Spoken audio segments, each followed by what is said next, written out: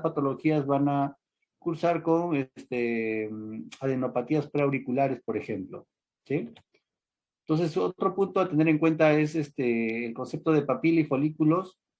Vemos en la imagen de la derecha una papila donde ven tiene bordes definidos, tabicados, que pueden llegar a confluir inclusive y llegar a tener un tamaño mayor a 1 milímetro, ¿no? Para diferenciarla de los folículos, generalmente vemos que tienen un penacho o un punto rojo en el centro de la papila, y a diferencia del folículo, más que todo, no tiene una vascularización o un penacho en el centro de la papila y está constituido por linfocitos principalmente y la papila por polimorfos nucleares, ¿no? Células inflamatorias. Cabe resaltar que en este tipo de patologías, digamos papilas, en quienes podemos observar, quizás en conjuntivitis alérgicas, conjuntivitis bacterianas, los folículos generalmente en conjuntivitis virales, y papilas y folículos vamos a poder encontrar en probablemente infecciones por clamidia, ¿no? Tracoma, conjuntivitis de inclusión del adulto. Signos y síntomas que podemos encontrar en la conjuntiva es la hiperemia en todos los pacientes prácticamente, la hemorragia subconjuntival, como vemos acá en la imagen B, quemosis, que viene a ser un edema a nivel de la conjuntiva, las membranas o pseudomembranas conjuntivales, el infiltrado cuando ya son procesos inflamatorios crónicos y la cicatrización, ¿no? Entonces podemos decir que la conjuntiva, cuando se inflama, genera una conjuntivitis, ¿no?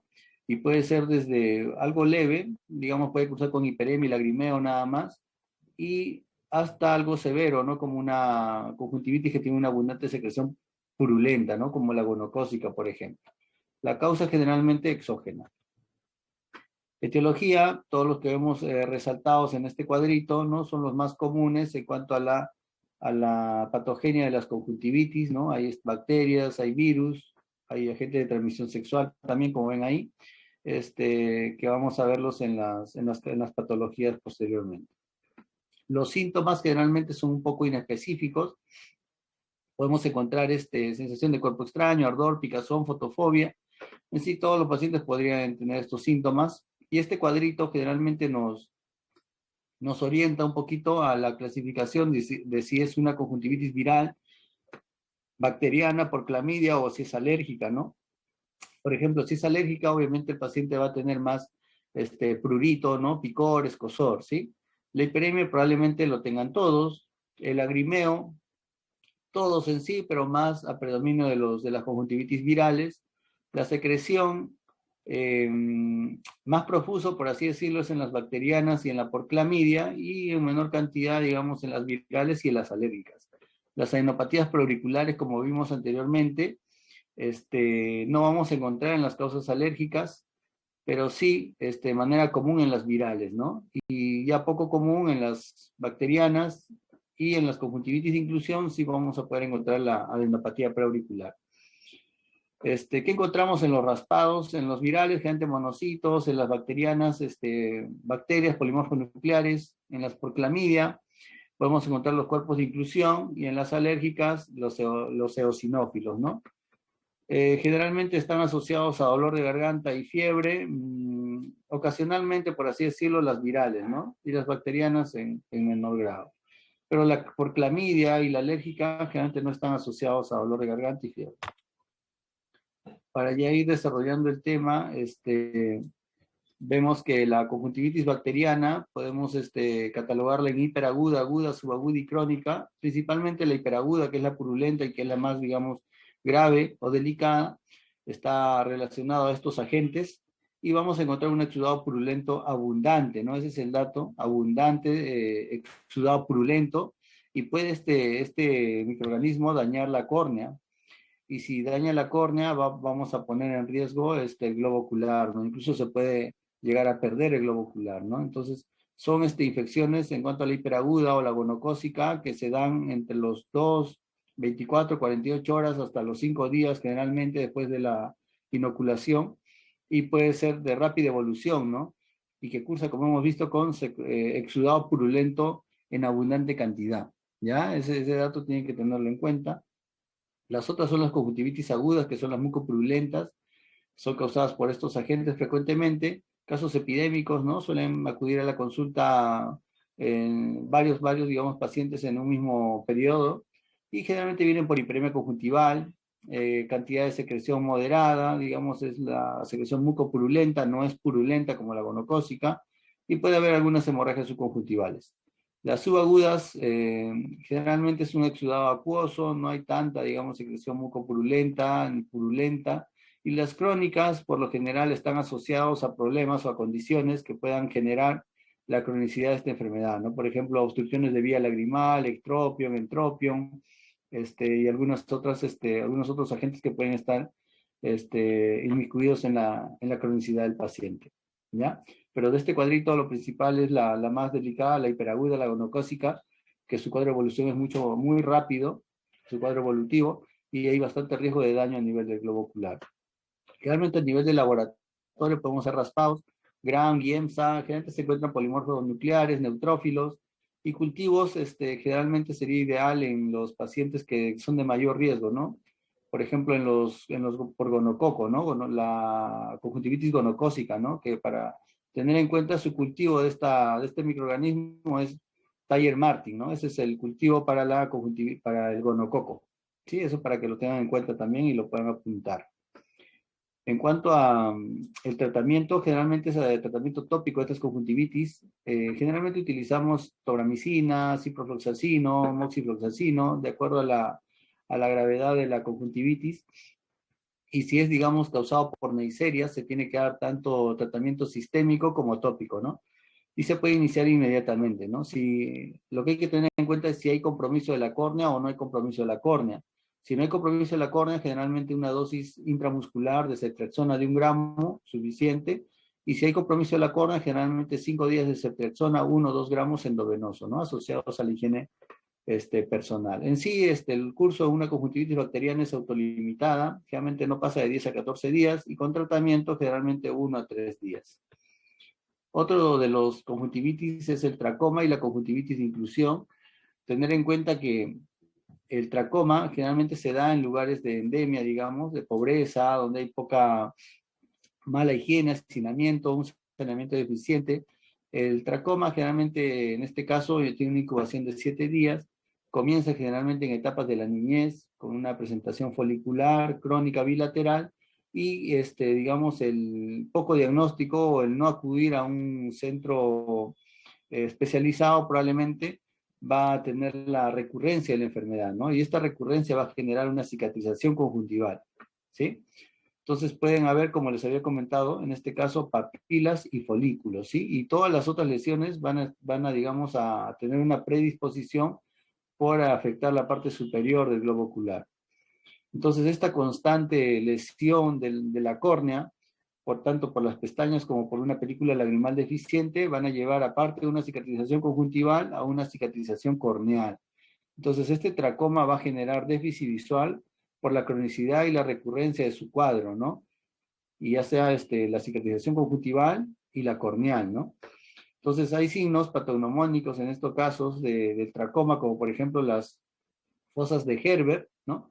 Que son lesiones, pequeñas depresiones cubiertas por epitelio en la unión limbo-corneal, ¿no? Estas fosas de Herbert son, por así decirlo, patognomónicas de este tracoma, ¿ya? El tratamiento generalmente es la dosis única de acitromicina, 1 gramo por vía oral. También se puede utilizar otros medicamentos.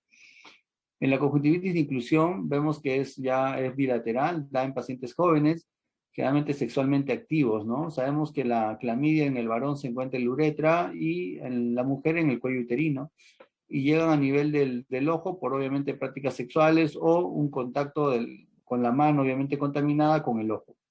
Igual vamos a encontrar papilas y folículos como en el tracoma. La diferencia es que aquí, digamos, no hay cicatrización, ¿no? Como en el tracoma, ¿no? Y no tiene como un curso de recurrencia y de cicatrización de la enfermedad. Entonces, el dato acá para la conjuntivitis de inclusión son pacientes jóvenes que tienen que están sexualmente activos y que tienen déficit de higiene, ¿no? Entonces, pueden contagiarle el globo ocular y podemos encontrar en el examen papilas y folículos y micropanus inclusive a nivel superior, ¿no? Entonces acá, al contrario del tracoma, que sí hay una recurrencia, ¿no? Y hay una historia de reactivación y de cicatrización del globo ocular. Generalmente el tratamiento, como hemos visto, también es acitromicina 1 gramo en dosis única. Se puede utilizar doxiciclina, eritromicina, y en bebés podemos utilizar suspensión oral de eritromicina 50 miligramos por kilogramo por día en 4 dosis en al menos 14 días de tratamiento, ¿ya? También se debe tratar, obviamente, si encontramos una conjuntivitis de inclusión, a las parejas sexuales del paciente que ha tenido la conjuntivitis de inclusión, ¿sí? Y en los raspados generalmente encontramos cuerpos de inclusión, ¿no? Para clamidia, incluso en el PCR. Ya en las conjuntivitis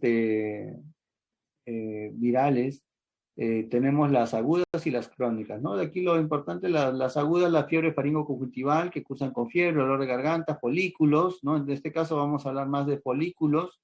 En las bacterianas han visto que es más de papilas, y en las por clamidia son papilas y folículos, ¿no? Ese dato también tiene que tenerlo en cuenta al momento de hacer su discernimiento entre las distintas patologías, ¿ya? Generalmente, como vemos, afecta más a niños que a adultos y puede transmitirse en piscinas, ¿no? Ese es el otro dato que hay que tener en cuenta.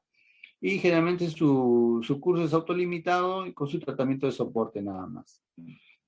Resuelve en 10 días aproximadamente. Lo otro es la queratoconjuntivitis epidémica, que generalmente es unilateral, que puede hacerse bilateral. Va a venir el paciente con inyección ocular, lagrimeo, fotofobia, nuevamente folículos, puede haber hemorragias, y pueden generar estos pacientes pseudomembranas, ¿no? Que es que generan cicatrices y generan simbléfano, ¿no? Que es una adherencia entre la conjuntiva palpebral y conjuntival. Y también el otro dato es que hay un nódulo preauricular doloroso, ¿no? En este caso. Vemos acá en las imágenes, cierto panus a nivel superior, a nivel de la córnea, y las pseudomembranas, ¿no? La diferenciamos de las membranas que cuando uno las retira, generalmente las pseudomembranas no generan un sangrado activo. En cambio, las membranas verdaderas sí están más adheridas y al retirarlas sí hay sangrado a nivel de la conjuntiva. Generalmente esta patología dura de 3 a 4 semanas, tratamiento con compresas tibias y lágrimas artificiales. Y hay otro tipo de conjuntivitis que es la causada por el virus herpes simple, usual en niños pequeños, unilateral, hay dolor, hay fotofobia. Obviamente puede generar un daño a nivel de la córnea, y este daño a nivel de la córnea pueden generar lesiones.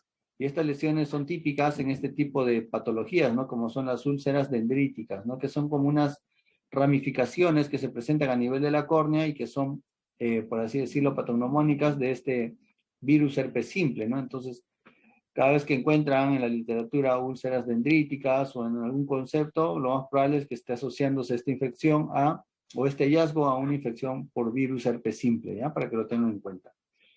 Sí, el tratamiento generalmente en recién nacidos es sistémico y monitoreo, mayores a 1 año es autolimitado y puede no requerir tratamiento. Por lo general, un tratamiento tópico vía oral con aciclovir 5 miligramos al día, y generalmente no es recomendable usar corticoides, ya que puede, digamos, agravar la enfermedad o el curso de la enfermedad. Y otras enfermedades para tenerlo en cuenta, la de Newcastle y la aguda hemorrágica, que son autolimitadas y no tienen un tratamiento específico, ¿ya? Y las conjuntivitis crónicas, generalmente por molusco, varicela zoster, por sarampión, es para tenerlo en cuenta también, no es tan frecuente.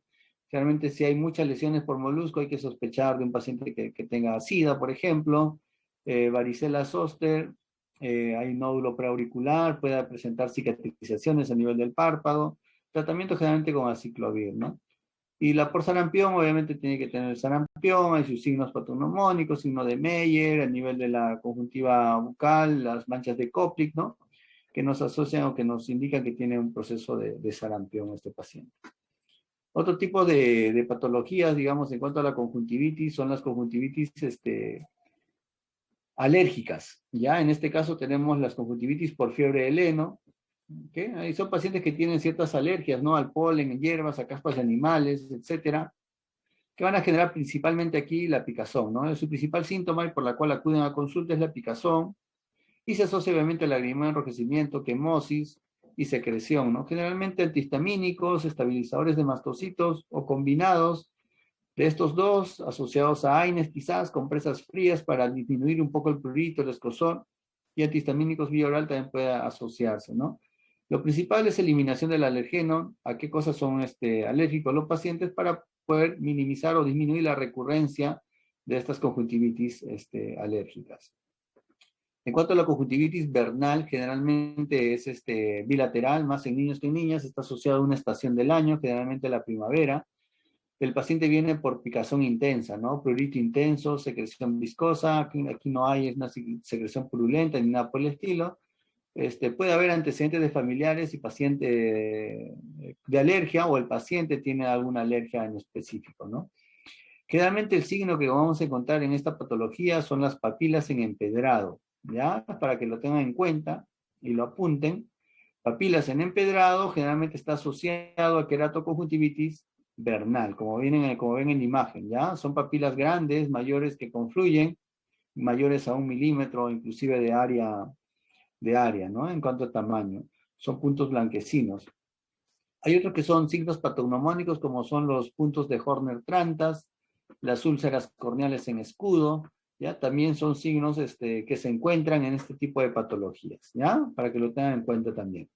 La enfermedad es autolimitada, podemos utilizar combinaciones de estabilizadores de mastocitos, antihistamínicos, compresas frías, ¿ya? Entonces, tenemos también otra patología como la queratoconjuntivitis atópica, en la cual ya hay un antecedente del paciente que tiene, por ejemplo, una dermatitis atópica.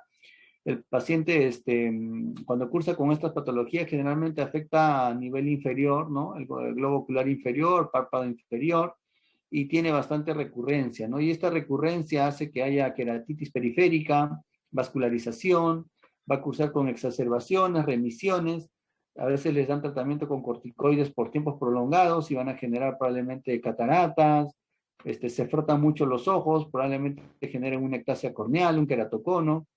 También se ha visto que está asociado a desprendimientos de retina, puede haber una queratitis por virus herpes simple e infecciones secundarias, ¿no? Debido a la recurrencia del cuadro.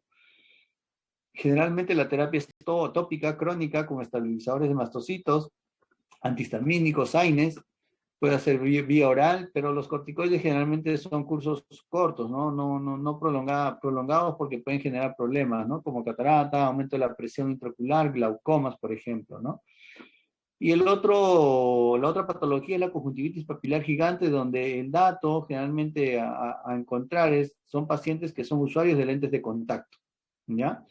Pacientes usuarios de lentes de contacto, que encontramos el examen papilas, y tiene secreción acuosa, entonces lo más probable es que este paciente esté teniendo una conjuntivitis papilar gigante, como vemos en la imagen, ¿ya? Pero no son tan grandes las papilas como la conjuntivitis vernal, ¿sí? Para que tengan en cuenta todos esos datos que están resaltados. Otros datos que son de hipersensibilidad tardía, patologías como la flictanulosis, generalmente son lesiones de hipersensibilidad generada principalmente por Staphylococcus aureus. Son, como ven en la imagen, una lesión triangular a nivel del limbo, media amorfa, generalmente de 1 a 3 milímetros de diámetro, es sobrelevada, redondeada, que generalmente genera un infiltrado, y así se trate, siempre va a dejar alguna cicatriz en la zona de lesión, ¿ya? Y el paciente va a cursar con fotofobia también, ¿ya? Entonces, generalmente estos pacientes responden bien a los corticoides, ¿no?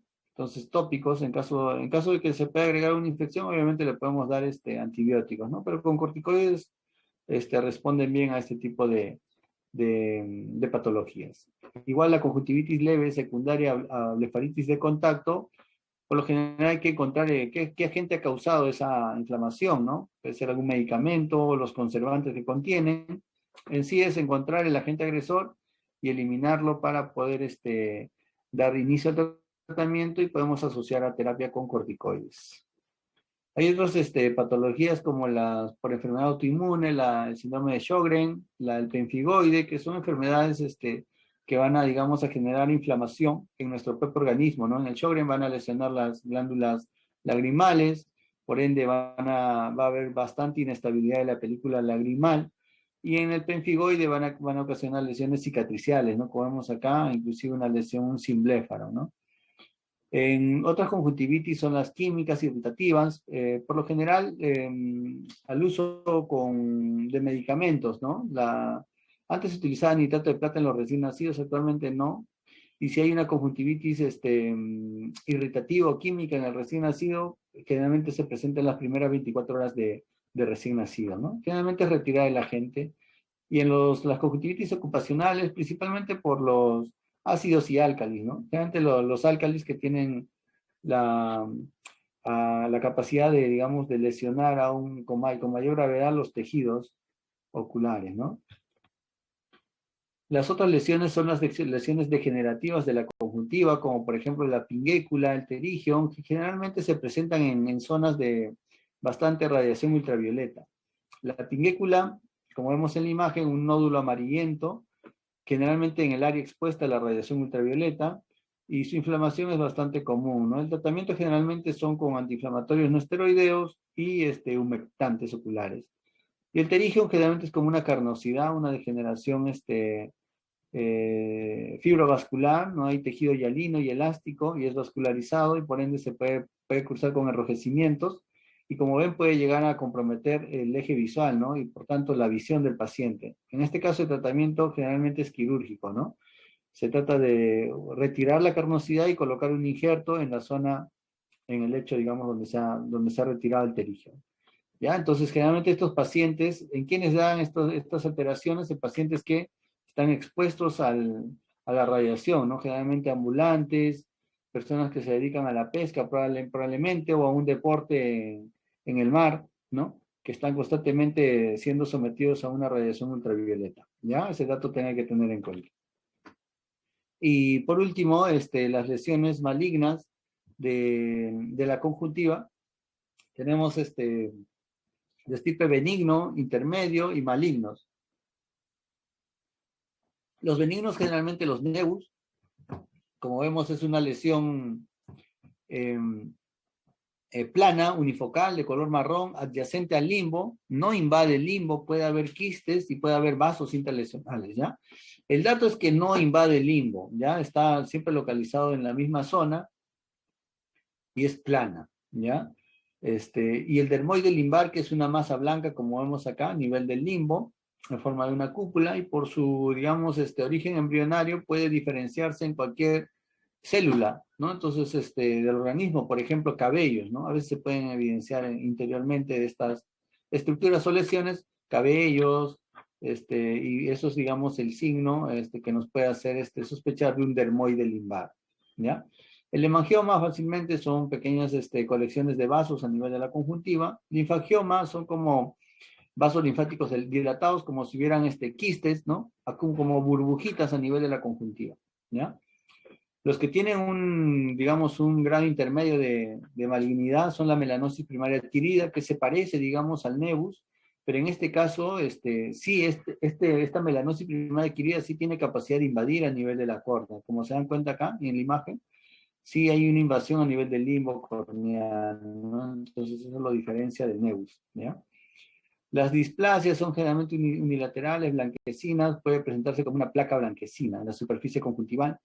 El NIC, digamos, la neoplasia intraepitelial de la conjuntiva, es una lesión premaligna, es una lesión, como vemos acá en la parte superior, translúcida, con un engrosamiento epitelial, corneal, sin vascularización o hiperkeratosis, ¿ya? Y la otra es la hiperplasia linfoide de la conjuntiva, que es una masa rosada dentro de la conjuntiva vulvar o en el fornix. Dentro de los malignos, lo principal es el carcinoma de células escamosas, que puede tener una presentación como una leucoplasia focal, como vemos en la parte superior, aspecto gelatinoso en la del medio, o puede ser papilar en esta imagen inferior. Y tienen la capacidad de extenderse intraocularmente, ya pueden invadir el globo ocular y generar la pérdida del globo ocular. ¿Ya? Eso es lo importante de poder sospechar y diagnosticar a tiempo este tipo de patologías para su tratamiento oportuno. Y el carcinoma mucoepidermoide, que es una variante del carcinoma epidermoide, ¿ya? Es mal definido, grumoso, color amarillento y también tiene la capacidad de invadir la órbita, el globo ocular, ¿ya? Lo otro es el melanoma, el cual es unilateral generalmente y abarca principalmente a pacientes caucásicos, ¿no? De raza caucásica. Generalmente se localiza cerca al limbos, es de coloración marrón oscuro, es densamente vascularizado y tiene la capacidad de invadir también las estructuras adyacentes. Otro es el linfoma, que es como una masa rosada dentro de la conjuntiva vulvar o en el fornix, como vemos en la imagen. Y el sarcoma de Kaposi que generalmente pacientes que sean pacientes con SIDA, es una masa roja nodular que frecuentemente cursa con sangrados, ¿ya?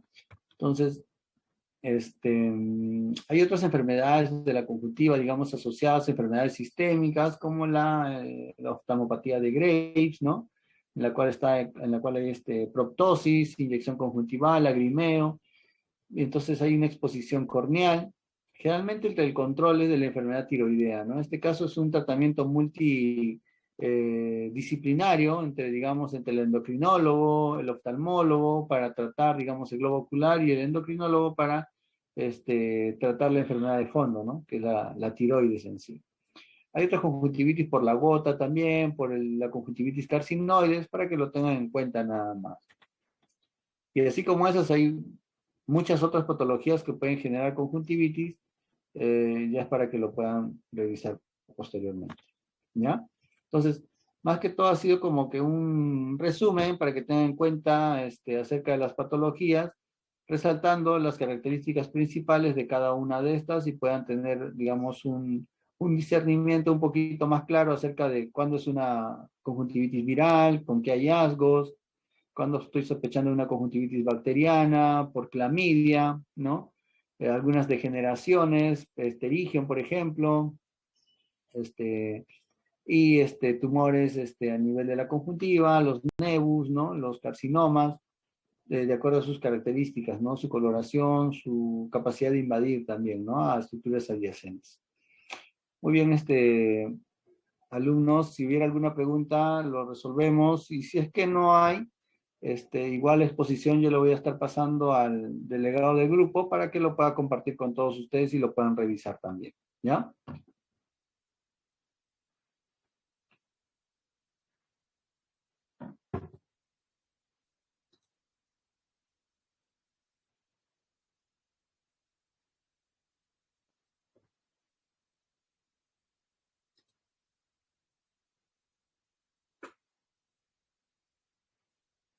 No hay preguntas, ¿no? ¿No hay preguntas? Sí.